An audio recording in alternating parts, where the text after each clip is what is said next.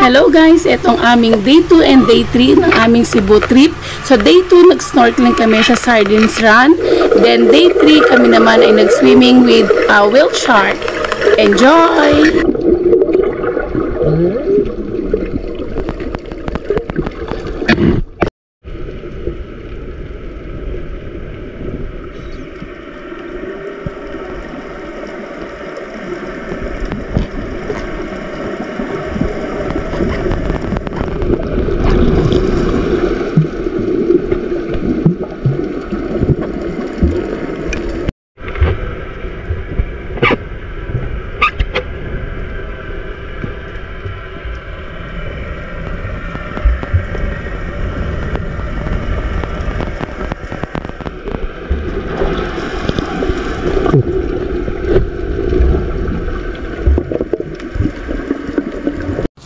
So, ganito daw usually kahaba yung pila para sa Oslob sa whale shark watching. So, yung iba dito as early as 3 AM pumipila na. So, sa case namin dahil may mga kasama kaming senior and PWD, so nabigyan kami ng kahit papaano na privilege doon sa may dulo na. So, nauna kami na makasakay ng bangka compared sa iba. Orientation regarding with the rules and regulations that you need to follow during your whale shark interaction. We are implementing these rules for your safety and for the protection of the whale sharks as well. First is, you are not allowed to touch the whale shark.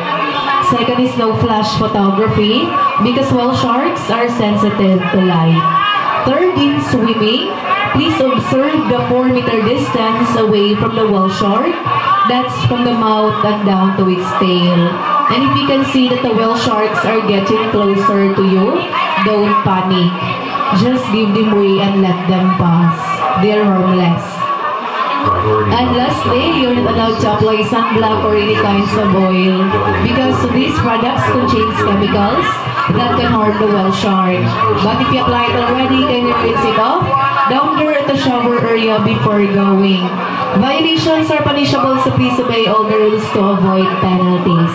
We have there some sea wardens monitoring the whole operation.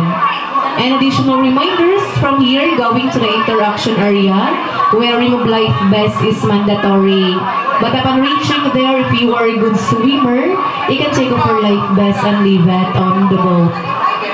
And from the boat down to the water, please enter slowly.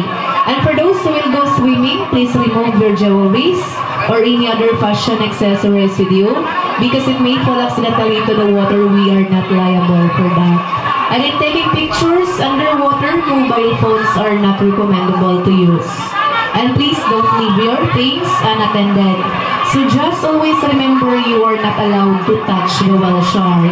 That's all. Thank you so much for listening. You can now proceed at the waiting area. Yes po.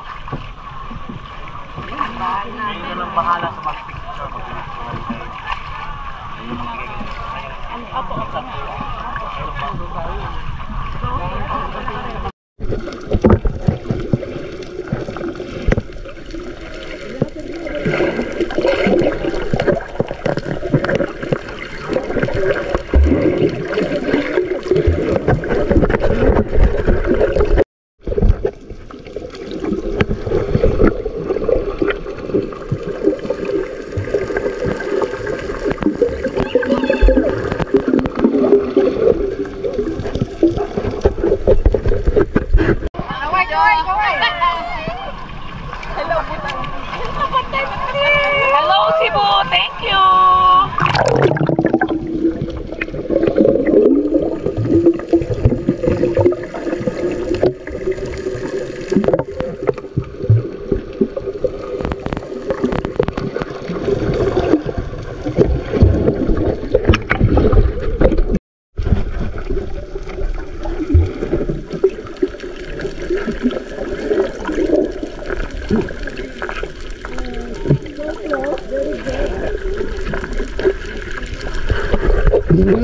Ano niya?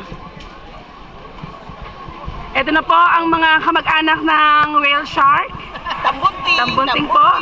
kung nagustuhan niyo po ang video na to, please like and subscribe and do not forget to hit yung small bell para every time na ako ay may bagong video, kayo po ay manonotify. God bless us all. Ingat po tayong lahat. Bye-bye!